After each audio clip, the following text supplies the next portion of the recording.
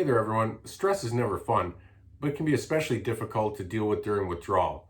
In this video, I'm going to explore the withdrawal-stress connection, as well as try to help you understand some of what you might have been feeling in this very stressful year of 2020. I'm also going to offer up some tips for mitigating stress in your own life, and I'm going to talk a little bit about what I experienced stress-wise as I got off of Paxil and Xanax. Stay tuned. I hope you'll enjoy the video.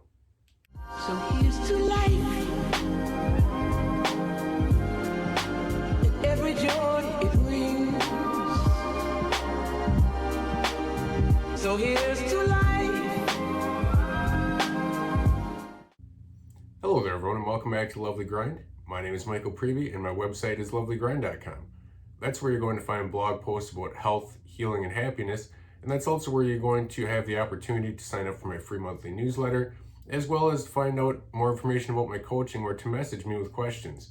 So please visit lovelygrind.com, find Lovely Grind on Facebook, subscribe to this YouTube channel, and again, welcome back to this series of videos that I'm doing on prescription drug withdrawal and surviving that withdrawal and healing after that withdrawal. The topic of today's video is the withdrawal stress connection, and I want to talk about this year particularly. This year that has been more stressful than any I can remember.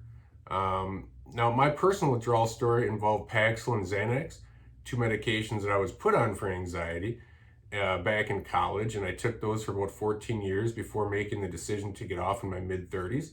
When I did, I suffered through a prescription drug withdrawal that was protracted, but I did find health and healing and improvements, and that's why I'm making these videos. So you can find out more about my story at lovelygrind.com. But for the topic of today's video, it's something that affects everyone out there watching this. Now, if you're going through withdrawal right now or tapering, chances are you're extra sensitive to stress. Everyone who tries getting off prescription medications, whether an antidepressant or a benzo, is going to be extra sensitive to stress. That means you might feel it in your legs, you might feel it in your back, you might feel trembling, weak, shaky. It might have looping thoughts. You might not even be stress involving you per se. I can remember when I was going through withdrawal, if I was just around stress, like other people in an office setting, and they were, passive aggressive, or other people arguing, just that background stress could affect me in a profound way.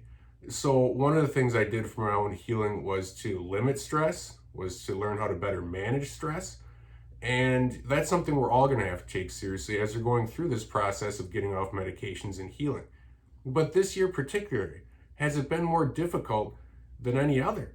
You can't discount all the stress in the background with elections, political bickering, a virus, lockdowns, hospitals that fill up. People are either worried about getting the virus or worried about having their rights taken away, or both. It's just, there's this background stress that we're all dealing with. Maybe the kids are at home instead of at school. Maybe your work is at home instead of out in the office. There's just all this stuff that you can't discount right now. So I think that an important thing to realize is that some of what you're feeling right now can be attributed to that. It's certainly withdrawal, but withdrawal never happens in a vacuum. There's always work stress, life stress. There's never, I've said this many times, there's never a perfect time to get off meds. There's always something going on in our lives that's less than pleasant. For me, I was going through professional change, change in cities, some financial stress, problems with my wife's health. I got off the pills anyway. There's never a perfect time to do it, and this year certainly hasn't been. But that being said, cut yourself some slack. If you've taken a little step backwards in a taper, don't beat yourself up. Dust yourself off and get moving forward. If things are taking a little longer to get where you want, don't beat yourself up. It's been a rough year for everyone. Just find your resolve and resolve to move forward the rest of this year and into 2021.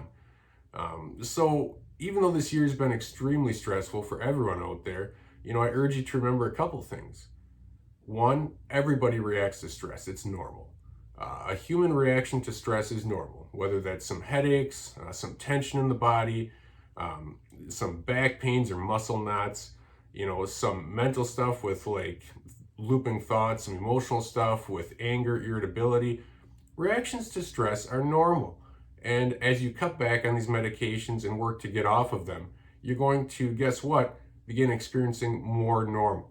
Yes, it's exacerbated right now because of the hypersensitivity that you're experiencing, and that will level out.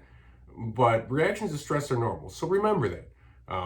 You're just experiencing human things, and find ways to manage that. Find ways to reduce stress in your own life through whatever means possible. Find ways to manage stress, through exercise, meditation, therapy, church, going out and having some fun with your wife or your kids or a friend or whatever. Take that seriously. Stress management is key now, and it's going to be key for the rest of your life. And God willing, 2021 isn't even close to as tough as 2020 was. So if you've taken a small step back or put your goals on pause a little bit, don't beat yourself up. Just dust yourself off, be gentle with yourself, resolve to move forward. Remember that reactions to stress are human. That's completely normal. There's nothing out of the ordinary about feeling stress. And also, as you continue to heal, your reactions to stress are going to normalize even more, and you're not going to be so hypersensitive to everything. So just keep working to manage stress and anxiety. Find little ways to bring daily joy and calm into your life, and you're going to keep experiencing improvements as this year ends and turns into, hopefully, a much less stressful year for everyone.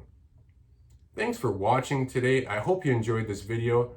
Again, please subscribe to this. Click thumbs up if you enjoyed it. Visit Lovely Grind and visit the Lovely Grind on Facebook. Message me with questions about coaching. And until next time, please remember to take care of yourself and your dreams.